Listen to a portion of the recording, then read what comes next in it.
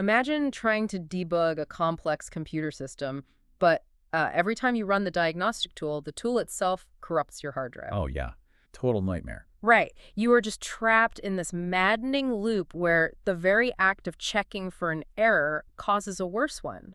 And that is exactly the nightmare quantum physicists have been battling for years when trying to stabilize surface codes. Because the error correction process was actively sabotaging the machine. Exactly. But what if fixing that didn't require building a completely new type of quantum processor? What if you could solve an engineering nightmare just by, like, changing the direction you look?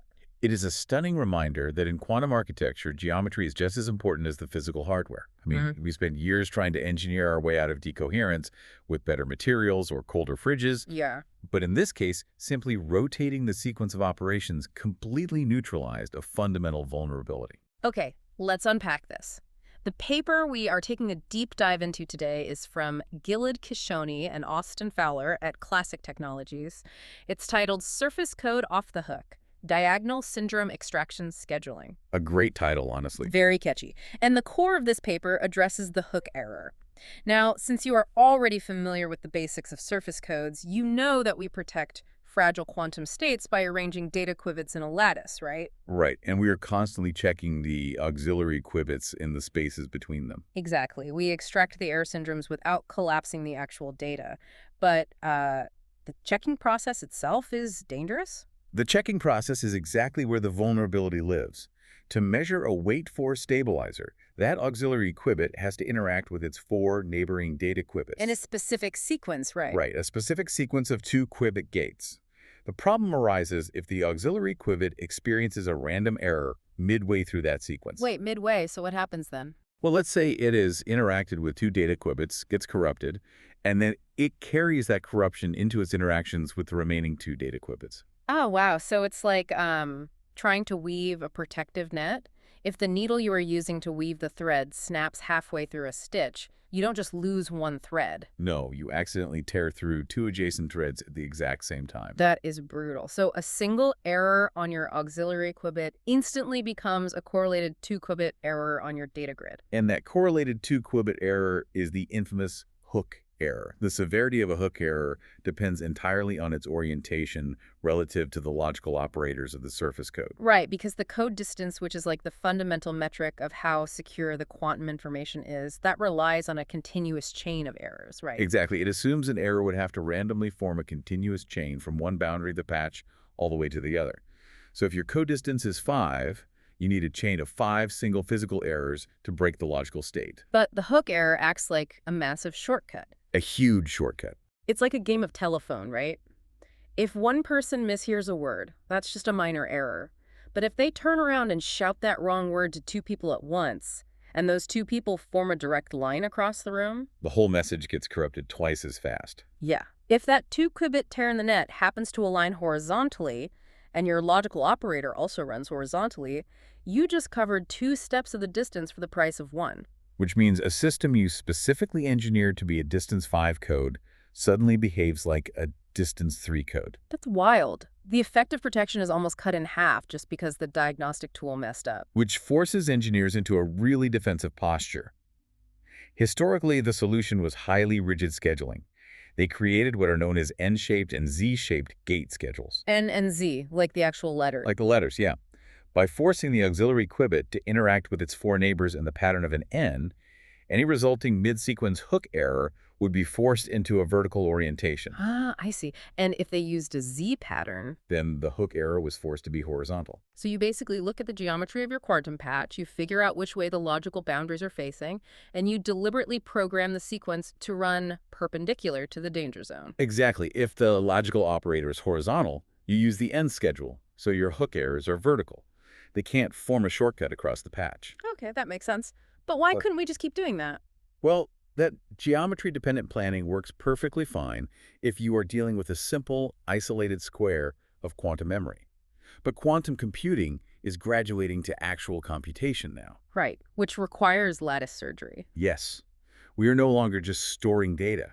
We are merging patches, splitting them, creating highly complex topological shapes to execute logic gates. And the moment you start doing lattice surgery, a simple square becomes like an L shape or a multi-way X junction. The boundaries are facing every possible direction. And when you map that out, assigning N and Z schedules becomes a total logistical nightmare. In a complex junction, you inevitably end up with an N schedule right next to a Z schedule. Oh, I see where this is going. Yeah, and when those two different sequences run simultaneously, the auxiliary qubits from adjacent plaquettes will try to interact with the exact same shared data qubit at the exact same A time. gate collision. A massive gate collision. To prevent those, engineers had to stretch the syndrome extraction cycle.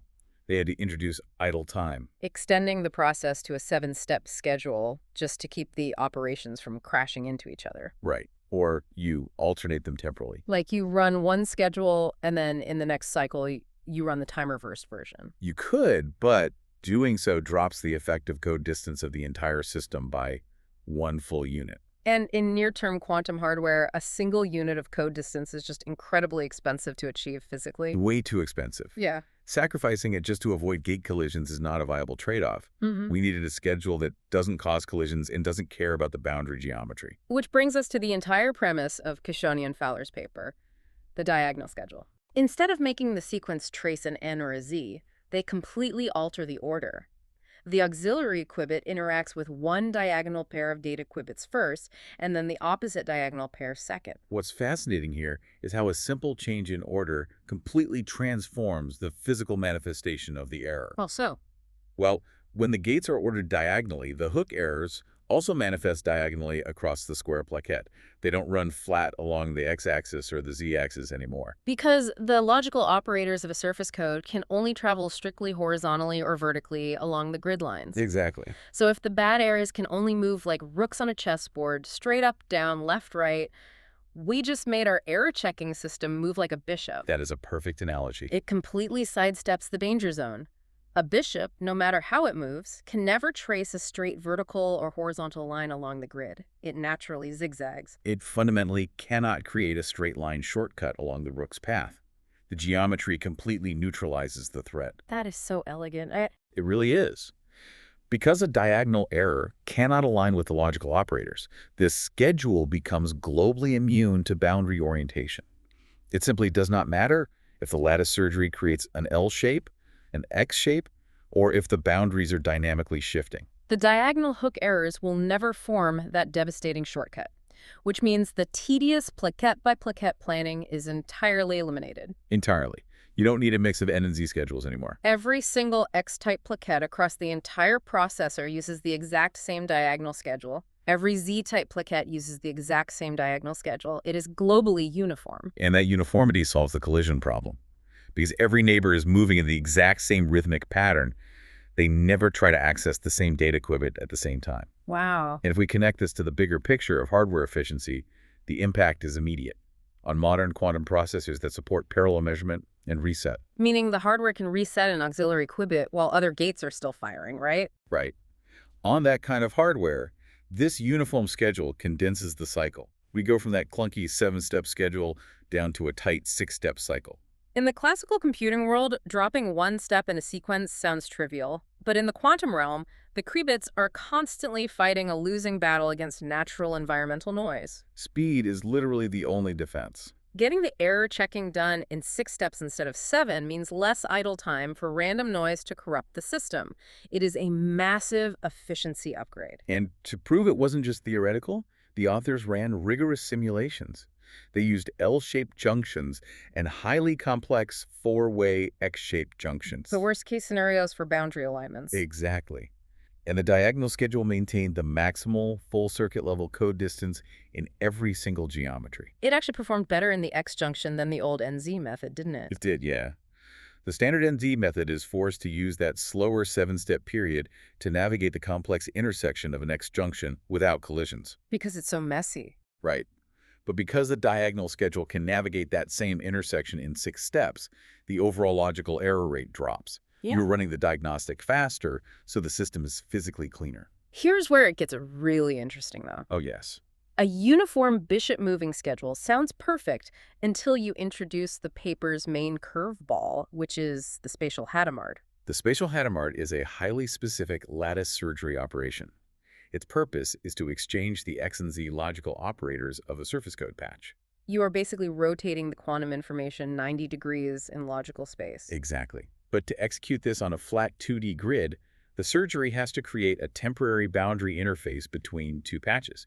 And to measure the errors along that specific interface, you have to use stretched stabilizers. Right, so instead of the auxiliary qubit checking a neat little square of 4 data qubits, the area gets stretched into a rectangle covering 6 qubits. Yes, you have 2 auxiliary qubits on either side, and you have to somehow check the data across this wider gap. But assuming the hardware only has local connectivity, meaning qubits can only talk to their immediate physical neighbors, you can't just reach across that rectangle. You can't. You have to teleport the syndrome information.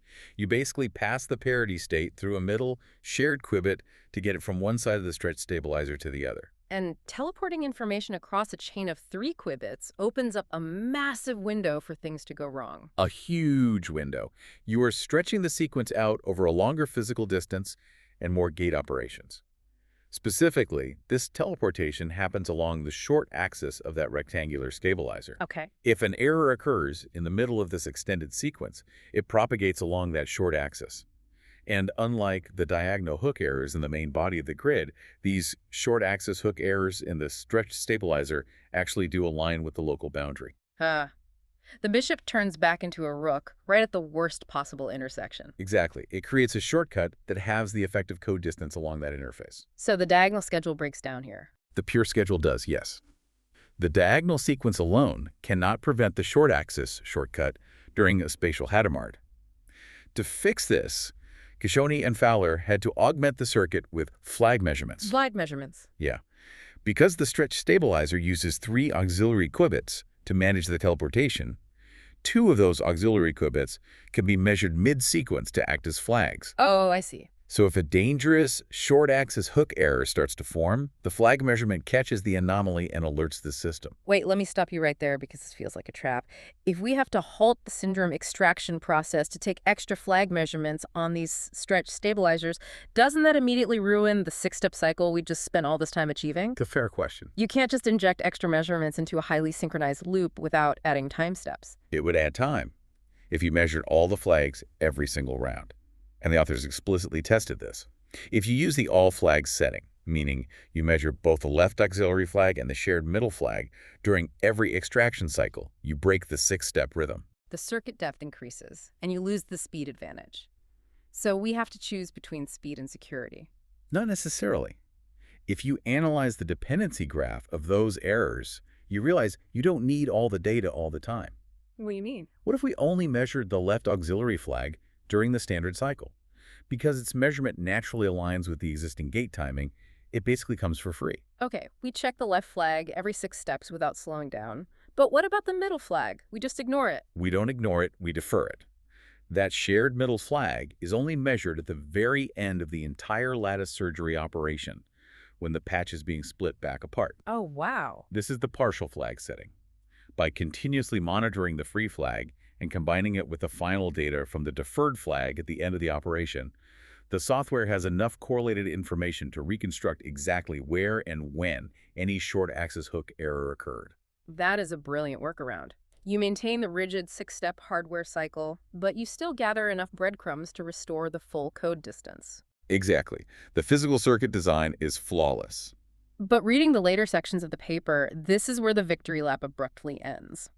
The physical hardware is doing everything right, but we hit a massive bottleneck on the software side, the decoder dilemma. This raises an important question about how we actually process quantum information.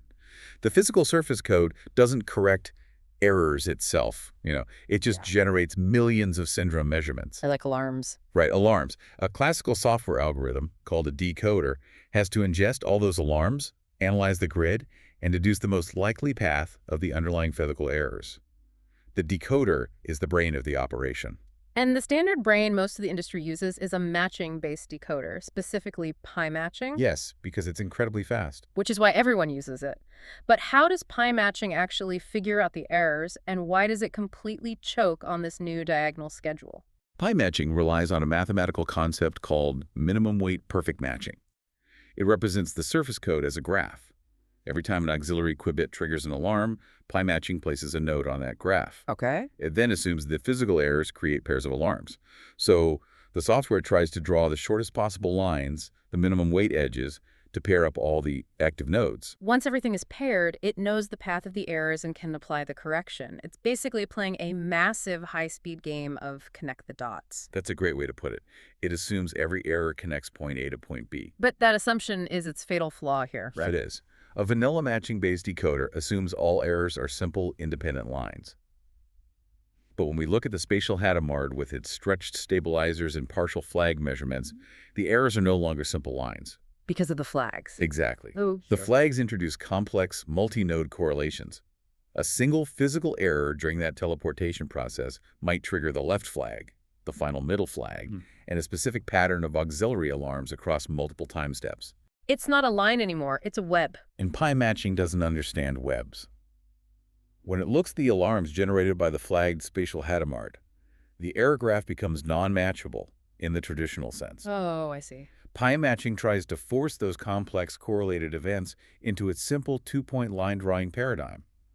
It misinterprets a single flagged hook error as multiple independent errors. It essentially hallucinates a worse error state than what actually exists. Yes. And because it misinterprets the severity, the decoder fails to apply the right correction, effectively dropping the code distance. So the hardware caught the error perfectly, but pi matching threw away the protection because it couldn't understand the nuance of the flags. A paper makes this glaringly clear.